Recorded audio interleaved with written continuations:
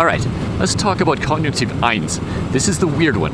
This doesn't really exist in English. Yeah, it does kind of. This is to do with indirect speech. What is indirect speech? Well, it's mostly related to I'm conveying the words that were spoken by somebody else. I'm quoting somebody else. And I want to make it clear that I'm quoting somebody else.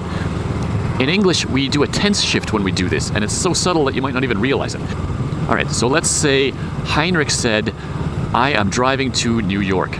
That's literally word for word what he said, and I heard him say that. Now later, I want to tell somebody that that's what I heard Heinrich say. In English, I would say, Heinrich said that he was driving to New York. I use the past tense there because I heard him say that in the past.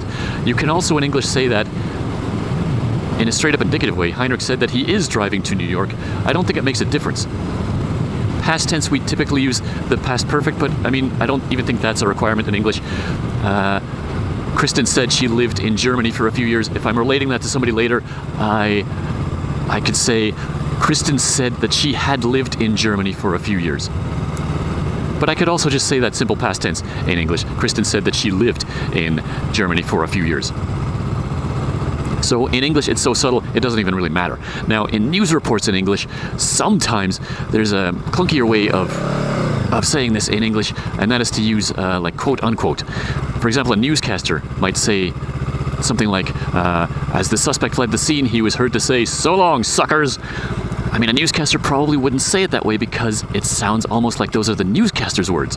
So, on a news report, the newscaster might choose to say, as the suspect was fleeing the scene, he was heard to say, quote, "So long, suckers," unquote. You put that quote, unquote, literally around the words to make it clear that those are not my words, that's what the guy said. But that's very clunky, and that's not a formal construct in the English language, that's just a convention. But in German, they do have a formal construct for this, and it's called Konjunktiv I. And you think to yourself, oh, that's kind of neat. That's a neat feature of the German language, that we can make it clear that I'm quoting somebody else. But buckle up, because it gets really, really weird.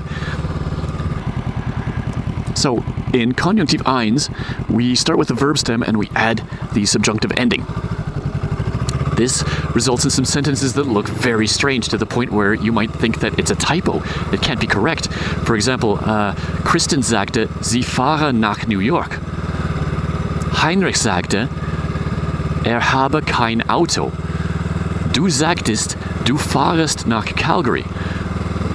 What is going on there? Those look just completely wrong, but it's similar to in English where we use be, or where it's vital that he lower his weapon. We use the wrong, or what looks like or feels like the wrong conjugation of a verb.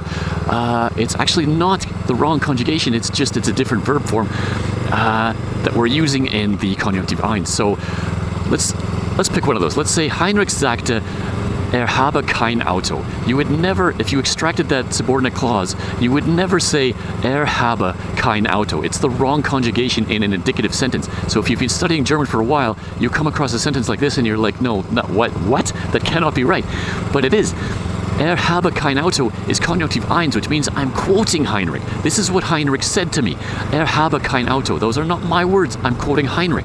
This is kind of like in English where we say quote unquote. The suspect was heard to say quote, "So long, suckers," unquote. Heinrich sagte, habe kein Auto. It looks wrong, but it isn't. Now the exception to this is the verb to be, which in Konjunktiv I, for some reason, is sei. Heinrich sagte, sei ein armer Mensch. Heinrich said he is a poor man. Sei ein armer Mensch looks kind of weird. The nice thing about this is that you pretty much only ever see sei in Konjunktiv I, which means if you're seeing it, it at least tells you what mood you're in, as opposed to some of the other ones where you have to kind of guess, wait, is that simple past tense indicative, or is that Konjunktiv II simple form? I don't know. In the past Konjunktiv I, you use sei plus the past participle of the main verb. So, Kristen sagte, sie sei in Berlin gewesen. Now, there's another use of sei in German, and that is to... the German language doesn't actually have a word for unless. In English, you can throw unless into a sentence to kind of throw a reverse onto it. In German, there's no literal word that means that, but they do have the expression es sei denn. It means unless. Wir kaufen das, es sei denn, du es nicht mehr haben willst. We're going to buy that unless you don't want it anymore. Now, the other place you'll hear Konjunktiv I in the German language is in some very old sayings and expressions. Same as in English, we've got some very old subjunctive expressions still around in the language. In German, you'll hear Gott sei Dank. That is Konjunktiv I, that is God be thanked.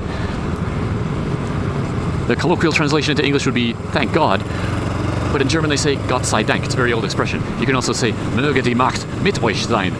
If you're a Star Wars fan, that's may the Force be with you. Again, in English you see the word be in there. Now, in English, of course, you can say God be with you or God is with you, but there's a difference there. God be with you is subjunctive. It's a wish. It's like good luck. I'm wishing that God goes with you. God is with you is indicative. I'm stating a fact, or at least what I think is a fact. So there is a quick flyby of the moods in English and German and how they compare. I know we kind of just scratched the surface there, but it should give you at least a good overview of what you're up against. Far and away, the strangest one, at least in my opinion, is Konjunktiv I. You won't see it too much in the German language. It'll pop up here and there. You will hear it on news reports and such, and it's good to at least be aware of it so that you can recognize when you see it that, oh, okay, that's not a mistake. Er sagte, habe kein Auto. That's Konjunktiv I. We're quoting somebody. Got it.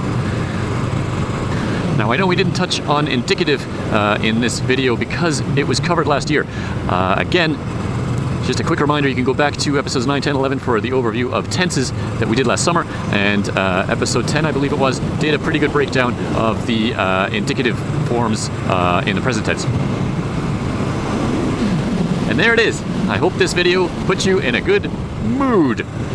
Speaking of moo,